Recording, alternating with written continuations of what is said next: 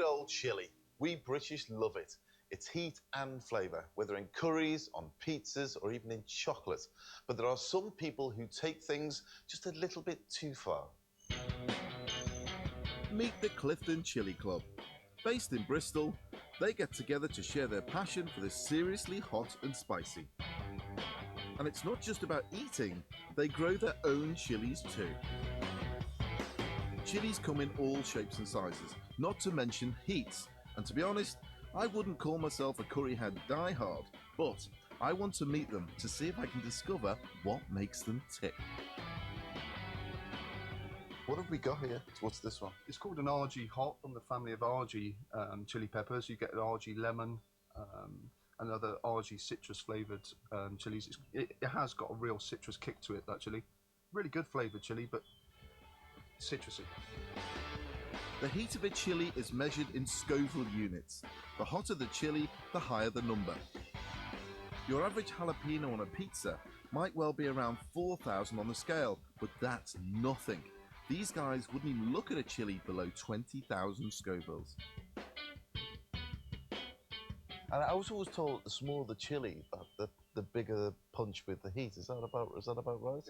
It's not necessarily, but it is pretty much the case. If you think of a bell pepper, what you'd use to chop into a salad, that's pretty much the starting point. On Scoville scale, that's 0, and then it goes up from there. So, as a general rule of thumb, the smaller the hotter, but not necessarily. So this chili looks pretty harmless. Anywhere between 20 and 30,000 Scovilles. That is nearly 7 times hotter than a jalapeno chili. Surprisingly, these guys can taste flavour behind all that heat. What are these here, these yellow ones, sort of yellow-green ones really, aren't they? That's another form of the RG family. Yeah. So a Mexican chili, spicy and flavourful, but that citrus flavour again. Is it quite strong on the Scoville? Is it quite pungent? You know, Yes. Hot? Yeah. It is. But the RG family is sort of 100 to 200,000, so Wow. we've gone up quite a level. And moving on to this one here, you've got the green and the red, and obviously that looks more like a pepper than it does a chili. Like a sweet pepper. Yeah. What is this then? That's the Crimson Lee. Really, really nice. Very sweet, very, very sweet. Sort of. It's a chili, but you know, you could probably call it a chili pepper. The Clifton Chili Club have become infamous. Sauce makers send them their new products to be reviewed on their YouTube channel. We get sent sauces from all around the world.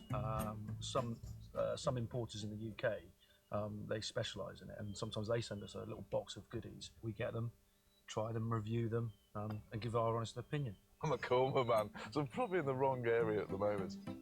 The guys assure me that my delicate and refined taste buds won't be permanently damaged by chili heat. This one here, the smoked chipotle, what sort of level will that be? That one is like a nice spicy daddy sauce. I mean, jalapenos are around about 3,000 to 5,000 as a standard. So here goes, a sauce with jalapeno chili in it. That's really good there. That one didn't affect me too much. It wasn't a serious kick. The Chili Club, though, have something stronger up their sleeves. Chocolate habanero chili is the chili. A chocolate habanero chili can be as much as 500,000 on the Scoville scale. It tastes like habanero, isn't it? Yeah. it's actually hit sides and right at the back. Yep. I think this sauce would work really well with some good quality clotted cream ice cream. It would counterbalance the heat, the two flavours. That would go really well with ice cream. Well, I can feel it there now as well. That My is eyes are normal. watering. Is that a normal reaction? What's happening in your body when this is all happening? First of all, it's your pain receptors, and that's what gives you the heat, the sensation of burning. How do you combat eating a chili, feeling the reaction of what's happening inside my body? Milk and any dairy product is very, very good. Basically what it does, it goes in and it coats the mouth, so it instantly tries to cover the nerve endings. It's like a milky, oily layer and straight on there. This is when Chili Dave ate a raw 7-pot habanero over 1 million on the Scoville scale.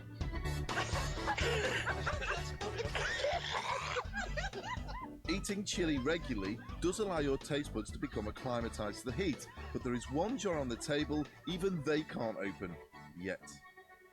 This one's called the sauce. and that's 7.1 million Scoville. That's why that's under lock and key. It's just in case it gets in the wrong hands. I can hardly believe there is a market for a sauce that's that hot. Definitely not for me. But I'm here to find a chili that will work in my pie. These are Hungarian hot wax. It's quite a meaty chili. It's quite a fleshy chili. On the Scoville scale and things, I would say they're about 2,000 Scovilles. So I know this is much milder than what these guys eat, but I'm stopping here. This will do nicely. Are these ripe now?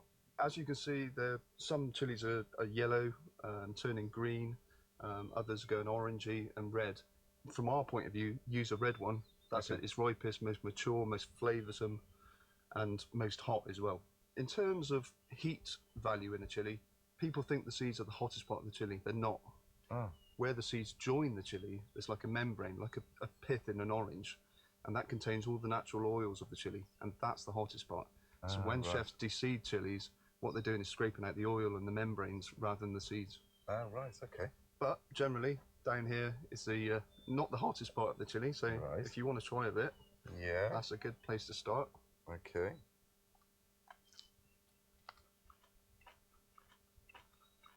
Now you'll find it's quite a fleshy chili, good flavour, and a bit of heat slightly builds up on it. Mm. It's a slow burn, isn't it? Yeah. Very, very low. Very, very low. That's got a beautiful flavour as well. Very pepperish, you know, it's sort of chili pepperish. Mm. But it's almost like black peppercorn. It's got that, you know, you can just, but it's not overpowering. I'm liking this more than I expected. There's flavours going on here, not just heat. I'm really enjoying that, actually. I'm going to take some of these, actually. Do you mind if I use one of that bit of heat now, and I can feel it building up. It's perfect for my recipe. No problem. Thanks very much indeed, guys. Thank you very much. Thank you.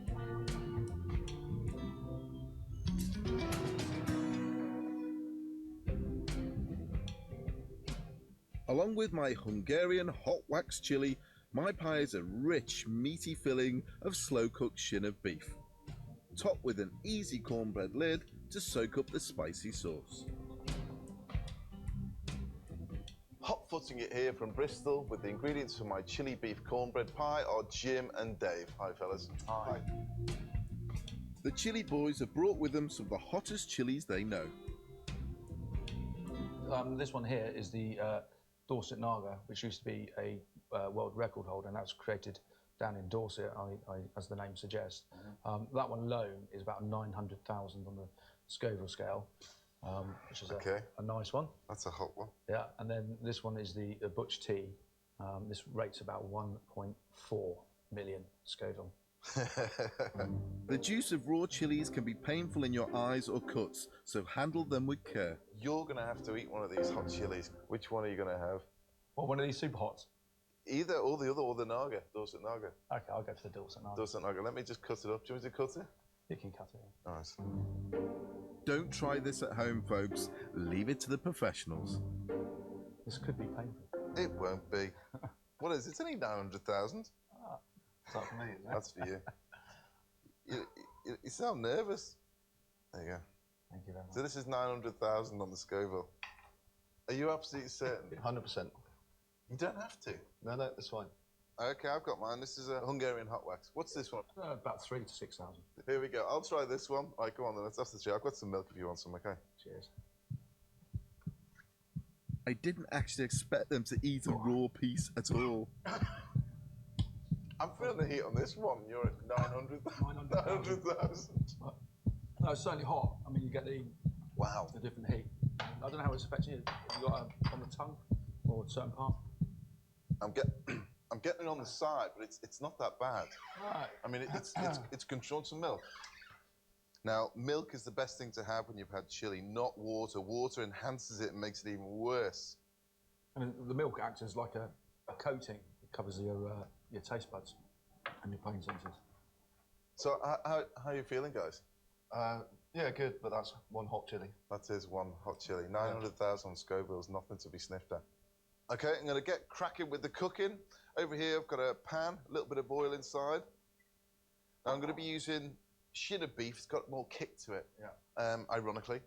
So So what I'm going to do is add the chili to this as well, but not at this stage. So the first off, I'm just going to put the meat in and brown it off. Now, what's the point of a chili like that with the heat? Is it purely down to the fact that because you can? I mean, they're hybrids, aren't they? They've been made, they've been grown specifically for their heat. Yeah. For what purpose? A lot of countries, I mean, we've got a chili there called the 7-pot habanero.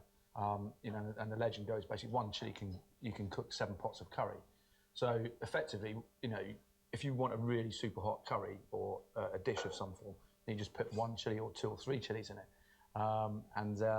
Then you've got the milder ones like the Hungarian hot wax, and that's a really good sort of general product that you can use. And it's the flavour, but then you just up it and up it as well, so you can get the different flavours and the different textures.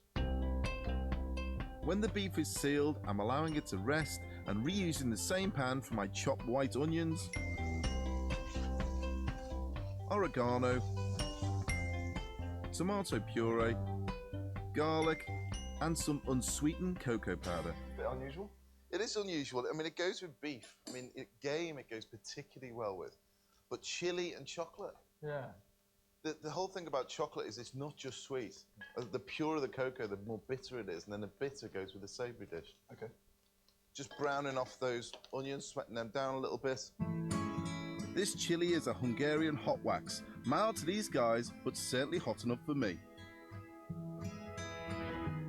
Having tried this raw, I feel I can take this fella. You know, I feel quite comfortable with this one, yeah. This is where your store-covered ingredients come into their own. Add tin plum tomatoes and sliced roasted red peppers from a jar. A tin of red kidney beans and rich beef stock. Give that a stir, and at that stage, you can put your meat back in and then leave that to cook for about 2 hours, just on a simmer. Just pop a lid on it and then leave it alone. All those juices will infuse and it will break down and be a magnificent colour. Earlier, I made a filling suited to my taste buds. It only has 1 mild chili in it. I think we need to pack this up for you. Listen, guys, you're the chili people here. Now, I'm making technically a chili con carne with a sort of cornbread top. Which one do you want in yours? You can have both. Dorset Naga. How many? 2? Yeah. So, it's gloves time. I'm using gloves for obvious reasons. If in case I rub my eye and the resin that comes from the oil that comes from this very hot Dorset Naga chili.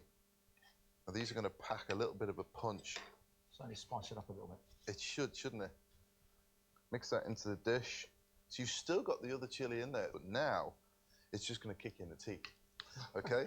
So that really is a proper chili beef sitting right there. Now, the topping, I'm going to use cornbread. If I run through the ingredients, you've got polenta, it's that beautiful yellow, you've got baking powder, and you've got flour.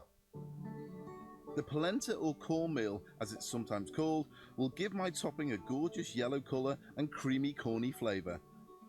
Add 2 eggs, Enrich. and melted butter. And then what I'm going to do is chop up this chili. Now, it's like a chili fest. You've got chili in the dish, you've got chili in the cornbread as well. And again, just roughly chop this up. This is a green Hungarian hot wax chili, so it's going to have more bitter flavour than the red. Mixed together, then I'm adding buttermilk as it's slightly acidic and will react with the baking powder in the oven, giving the topping an extra rise. It should be like a thick batter. Well, it looks great with the chilies in it. You can see it now. You can. And just the little bits in there. So yeah, something different. Stir until you get a soft dropping consistency. So I'm happy with that. So what we need to do now is fill these little trays, get some of this gorgeous mixture, and make sure we get those chilies in there. I've just seen a massive one go in there now. You must cook with these things a lot as well at home. What do you think happens to the chili when you cook it? A lot of the heat in the chili will obviously dissipate through the dish, so you've got quite a nice rich sauce there, so it will pick up all the way through that gravy. The flavour and the heat of the chili won't be lost by heating it up. Yeah, I'm looking forward to trying this. You're going to try one of these hot ones? Maybe. Spoon your cornbread mixture generously over your chili.